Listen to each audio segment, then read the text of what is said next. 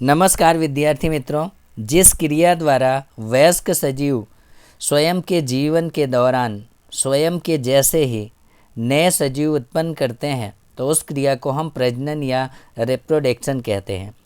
प्रजनन की घटना द्वारा प्रत्येक जाति स्वयं के अस्तित्व को टिकाए रखती है। अगर प्रजनन की क्रिया नहीं होती तो आज सजीव श्रेष्ठ का अस्तित्व नहीं होता। प्रजनन के मुख्य दो प्रकार होते हैं। एक होता है अलैंगिक प्रजनन और दूसरा होता है लिंगी प्रजनन।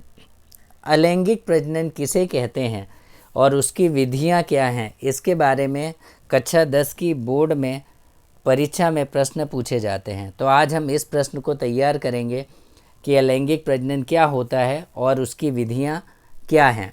विद्यार्थी मित्रों, यहाँ पे एक ध्यान रखना है, ये प्रश्न बड़े प्रश्न में पूछा जाता है।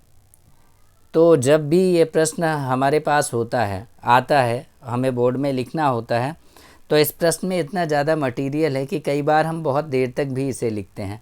इसलिए जब भी ये बोर्ड में परीक्षा में प्रश्न आए तो आपको अपने ऊपर संयम रखना है और जो टाइम आपने बड़े प्रश्नों को डिसाइड किया है उसी टाइम में आपको इस प्रश्न को पूरा कर देना है। आइए शुरू करते हैं। प्रश्न है, अलैंगिक प्रजनन किसे कहते हैं? अलैंगिक प्रजनन की विधियों का सचित्र वर्णन करें। अलैंगिक प्रजनन, सबसे पहले परिभाषा देखते हैं। इसे इंग्लिश में कहते हैं एसेक्सुअल रिप्रोडक्शन। जिस प्रकार के प्रजनन में एक ही सजीव शरीर के किसी दैहिक भाग द्वारा नए सजीव का सर्जन करता हो, उस प्रजनन को अलैंगिक प्रजनन कहा जाता है। यहाँ पे एक बात ध्यान देने वाली है कि हम जैसे बहुकोशिकीय प्राणियों में प्रजनन तंत्र विकसित होता है, जबकि अलैंगिक प्रजनन के अंदर जीव के शरीर के किसी भाग से ही नए पौधों का निर्माण होता है। ये चीज़ हमें यहाँ पे समझने वाली है, जो मुख्य अंतर भी है लिंगी और अलैंगी प्रजनन का। आइए देखते हैं कि अलैंगिक प्रजनन के कितने प्रकार हैं या उसकी विधियाँ कितनी हैं। तो पहला है विखंडन, दूसरा कलिका सर्जन, तीसरा बीजाणु जनन, चौथा पुनर्जनन, पांचवा कायिक प्रजनन। पहला है फिशन, दूसरा बडिंग, तीसरा स्पोर फॉर्मेशन, चौथा पुनर्जनन, पांचवा वेजिटेटिव प्रोपेगेशन। तो ये 5 प्रकार हैं: विखंडन, फिशन, कलिका सर्जन, बडिंग, बीजाणु जनन, स्पोर फॉर्मेशन, पुनर्जनन, रीजनरेशन, कायिक प्रजनन, वेजिटेटिव प्रोपेगेशन। ये आपको तैयार कर लेने हैं। ये अलैंगिक प्रजनन के 5 प्रकार हैं। आइए विस्तार से देखते हैं। विस्तार से सबसे पहले हम देखेंगे कि विखंडन क्या होता है। अगर विद्यार्थी मित्रों हम देखने जाएं तो विखंडन 2 तरीके का होता है। एक को हम कहते हैं बाइनरी फिशन यानी द्विविभाजन, और दूसरे को कहते हैं बहुविभाजन। सबसे पहले हम देखते हैं ये द्विविभाजन क्या होता है, जिसे अंग्रेजी में बाइनरी फिशन कहा जाता है। परिभाषा देख लेते हैं। एक कोशिकीय सजीव सम विभाजन द्वारा स्वयं के जैसे 2 एक कोशिकीय सजीव जब उत्पन्न करता है तो उसे हम क्या कहते हैं? तो हम उसे द्विविभाजन कहते हैं। आप यहाँ पे देख सकते हैं, एक पित्र अमीबा है और उसके केंद्रक का विभाजन शुरू होता है उचित समय आने पर, और ये विभाजन होते होते आप देख सकते हैं यहाँ पे 2 भागों में बढ़ता है, यानी एक मदर सेल से 2 डॉटर सेल बनती हैं और बाद में वहाँ पे 2 बाल अमीबा बन जाते हैं और उनसे 2 नए अमीबा का निर्माण होता है। तो इस तरह से पैरामीशियम में देखते हैं, पैरामीशियम का जो केंद्रक है वो 2 भागों में डिवाइड होता है, 2 सेल्स बनती हैं और बाद में 2 बाल पैरामीशियम बन जाते हैं। और इस तरह से द्विविभाजन के अंदर एक माता कोशिका से 2 पुत्री कोशिकाओं का निर्माण होता है। तो जब इस तरह का विभाजन जिसमें होता है, खासकर ये अमीबा और पैरामीशियम में होता है, तो इसे हम द्विविभाजन या बाइनरी फिशन कहते हैं। दूसरा होता है बहुविभाजन, जिसे हम मल्टीपल फिशन कहते हैं।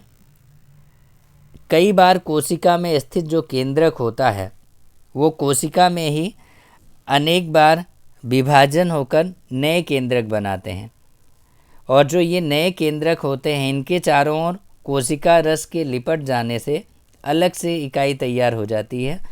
कोशिका में तैयार हुई जो ऐसी नई इकाइयां हैं वो प्रत्येक नए सजीव की तरह व्यवहार करती हैं और अंत में ये क्या करती हैं, मात्र कोशिका जो होती है उसके पटल को तोड़कर अधिक संख्या में बाहर आ जाते हैं। इसी घटना को हम मल्टीपल फिशन कहते हैं। कई बार हमें जो टाइफाइड जैसी बीमारियां होती हैं जो हमें प्लाज्मोडियम विवेक्स वायरस के कारण होती हैं, तो प्लाज्मोडियम विवेक्स वायरस जो होता है, यहाँ पे हम देख सकते हैं शीत ज्वरी जंतु हैं। ये पहले देखते हैं एक जीव शरीर में प्रवेश करता है, फिर साइजोन बनाते हैं और यहाँ पे देखना एक जीव से कई सारे जीव बन जाते हैं और फिर उन कई सारे जीवों से और बहुत सारे जीव बन जाते हैं। तो जहाँ पर एक ही जीव में से बहुत सारे जीव बनते हों, यानी मल्टीपल फिशन होता हो, तो उसे हम क्या कहते हैं, बहुविभाजन कहते हैं। बहुविभाजन के अंदर एक ही कोशिका से बहुत सारी नई कोशिकाएं बन जाती हैं जो बाद में नए बाल प्राणी के रूप में अलग हो जाती हैं और वो नए जीव का रूप धारण कर लेती हैं। तो इस तरह से विद्यार्थी मित्रों, विभाजन के दो प्रकार, पहला द्विविभाजन और दूसरा बहुविभाजन। अब हम देखेंगे कलिका सर्जन क्या होता है। कलिका सर्जन को अंग्रेजी में बडिंग कहते हैं। कलिका सर्जन भी दो तरह का होता है। पहला अगर आप देखें तो ईस्ट में जो कलिका सर्जन होता है, इस तरह से ईस्ट की कोशिका होती है, उचित समय आने पर उस कोशिकाओं में कलिका विकसित होती है और कलिकाओं के ऊपर दूसरी कलिकाएं, तीसरी कलिकाएं, चौथी कलिकाएं, इस तरह से कलिकाओं की एक श्रृंखला सी बनती जाती है, जिसे हम क्या कहते हैं, कलिका सर्जन कहते हैं। तो ये दो तरीक़े का जो कलिका सर्जन होता है, वो जो उसमें पहला ईस्ट में होता है, ईस्ट में कई सारी श्रृंखलाएँ बनती हैं कलिकाओं की, और बाद में ये जो श्रृंखलाएँ होती हैं ये एक एक कलिकाएँ अलग हो जाती हैं और नए जीव के रूप में बाहर आती हैं और अपना अस्तित्व तैयार करती हैं। ईस्ट में 3 से 4 बार प्रक्रिया होने से ये श्रृंखला में वसाहट बन जाती है और प्रत्येक श्रृंखला एक नए जीव का निर्माण करती है। दूसरा प्रकार है जो हाइड्रा में देखने को हमें मिलता है। कहाँ देखने को मिलता है? हाइड्रा में ये कलिका सर्जन होता है और उसके बारे में हम देखते हैं। ये आप चित्र देख सकते हैं, हाइड्रा में कलिका सर्जन। हाइड्रा में इस तरह की कच्छ कलिका निकलती है, ये साइड पे आप देख रहे हैं, और ये कलिका होती है, सूत्रांग और शरीर होता है। बाद में ये जो कलिका है वो मुख्य हाइड्रा से अलग हो जाती है और नए जीव का निर्माण करती है। हाइड्रा में नलाकार शरीर की सतह से कलिकाओं का निर्माण होता है, जो समय बीतने पर मात्र प्राणी से मुक्त होकर नए स्वतंत्र बाल हाइड्रा की तरह विकास करते हैं। तो विद्यार्थी मित्रों, इस तरह से जो कलिका सर्जन है वो दो तरीके का होता है, एक श्रृंखला वाला और दूसरा जहाँ पे एक ही कलिकाएँ निकलती हैं। आगे बढ़ते हैं और अब हम आगे की तरफ देखेंगे कि बीजाणु जनन क्या होता है, जिसे हम स्पोर फॉर्मेशन कहते हैं। तो इसमें जो चित्र में अगर आप देखें तो मुक्त बीजाणु, बीजाणुधानी, ये जो बीजाणुधानी है यहाँ पे ध्यान केंद्रित करिए। इस तरह की बीजाणुधानी का निर्माण होता है। अधिकांश बैक्टीरिया एवं कवक जो होते हैं उनमें इस प्रकार का लिंगी प्रजनन होता है। म्यूकर नामक कवक जो होता है उसकी रचना तंतु में होती है। इन कवक तंतुओं को हम हाइफा या कवक तंतु कहते हैं। कवक के तंतु का जो अगला भाग है वो उभर आता है, जैसे गोले जैसी रचना बन जाती है, आप देख रहे हैं, जिसे हम बीजाणुधानी कहते हैं। और विकास के दौरान बीजाणुधानी में जो केंद्रक होता है कोशिका का, उसका बार बार विभाजन होने से अनेक केंद्रक बन जाते हैं और प्रत्येक नए केंद्रक के चारों ओर नई कोशिका रस लिपट जाती है, जिससे एक कोशिकीय रचना बनती है, जिसे हम स्पोर या बीजाणु कहते हैं। असंख्य सूक्ष्म बीजाणु जो होते हैं वो बीजाणुधानी में विस्फोट जब होता है तो ये बीजाणु आसपास के वातावरण में फैल जाते हैं और अंकुरण कर नए कवक तंतु या नए कवक जाल का निर्माण करते हैं। इस तरह का जो जनन होता है वो म्यूकर, राइजोपस और पेनिसिलियम में पाया जाता है।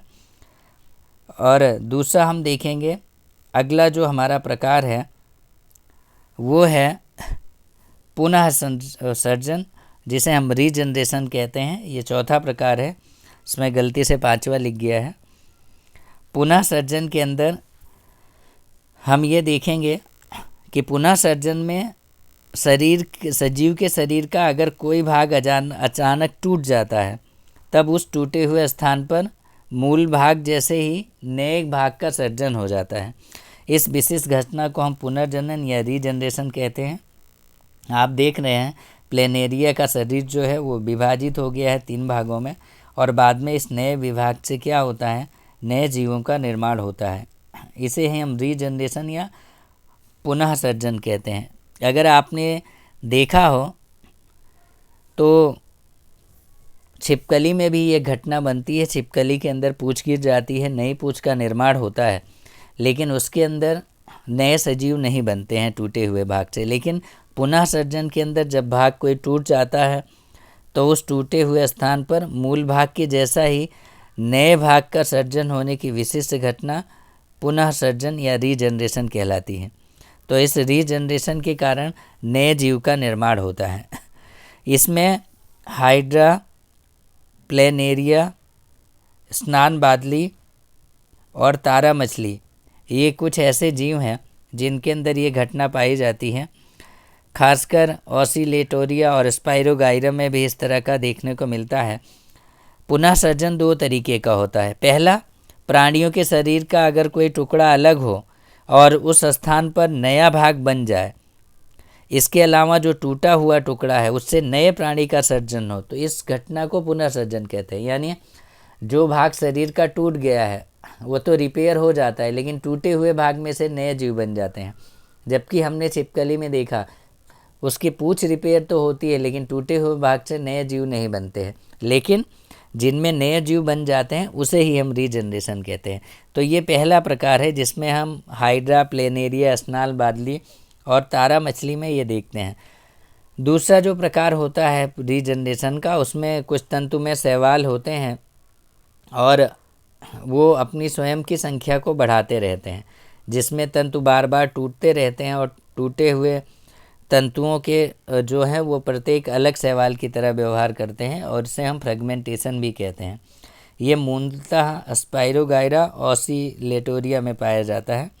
आगे देखते हैं जो हमारा 5वां प्रकार है जिसे हम कायिक प्रजनन कहते हैं, वेजिटेटिव प्रोपेगेशन। अगर आप देखें तो हमारे घर में जो आलू रखी होती है, जब आलू बोने का सीज़न आता है तो हम देखते हैं कि नमी मिलते ही आलू में आँखें निकल जाती हैं, और लगभग सभी विद्यार्थियों ने इन आँखों को देखा ही होगा। ऐसा कोई नहीं है कि जिसने ना देखा हो। तो वो जो आँखें निकल जाते हैं, तो आलू की बुआई के समय उन जहाँ जहाँ आँखें होते हैं वहाँ से उनको काटा जाता है, और काट कर उन्हें ज़मीन में जब हम बोते हैं तो नए जीवों का निर्माण हो जाता है। तो इस तरह से इसे हम कायिक प्रजनन कहते हैं। कुछ उच्च कक्षा की जो वनस्पतियाँ हैं उनमें मूल, तना और पत्ती जैसे वानस्पतिक अंगों में से नए पौधे विकसित होते हैं, जिसे हम कायिक प्रजनन कहते हैं। खासकर शक्करिया, या जिसे यूपी की भाषा में गंजी वगैरह कहते हैं, वो भी इसी तरह से पैदा होते हैं। अब यहाँ पे चित्र के अंदर अगर आप देखें तो पर्णफुटी में कायिक प्रजनन होता है, यानी पर्णफुटी का पत्ता आप लगा दें तो लग जाता है। तो इस तरह से जहाँ पे जो पौधे जड़, तना या पत्ती से नए पौधे जिनमें उगते हैं उसे ही हम कायिक प्रजनन कहते हैं। और कायिक प्रजनन के मुख्य 3 प्रकार हैं, जिनमें यांत्रिक विधियां हैं जो वैज्ञानिकों ने विकसित की हैं। उसमें कलम करना है, दाब लगाना है और कलम बांधना है। इसके बारे में हम अगले वीडियो में चर्चा करेंगे। फिलहाल आप ये जो प्रश्न था कि अलैंगिक प्रजनन किसे कहते हैं, अलैंगिक प्रजनन की विधियों का सचित्र वर्णन करें, आपने देखा अगर हम थोड़ा थोड़ा सबके बारे में लिखने जाएंगे तब भी हमारे पास बहुत ज़्यादा मटेरियल हो जाता है। तो हमें इस प्रश्न को बहुत सावधानी से लिखना है। इस वीडियो के अंदर चौथे पुनः सर्जन को 4 नंबर देना था, वहाँ पे मिस्टेक हुई है, 5 नंबर लिख गया, आप उसे 4 कर लीजिएगा और इस प्रश्न को अच्छी तरह से तैयार कर लीजिएगा। उम्मीद है जब बोर्ड में ये प्रश्न आएंगे तो ज़रूर आप उसे अच्छी तरह लिख पाएंगे और पूरे नंबर पाएंगे। आप सभी को आपके उज्जवल भविष्य की ढेरों शुभकामनाएं। अगर वीडियो अच्छा लगा हो तो दूसरों को भी शेयर करें, चैनल को सब्सक्राइब करें। फिर मिलेंगे अगले वीडियो में, तब तक के लिए धन्यवाद। Thank you so much.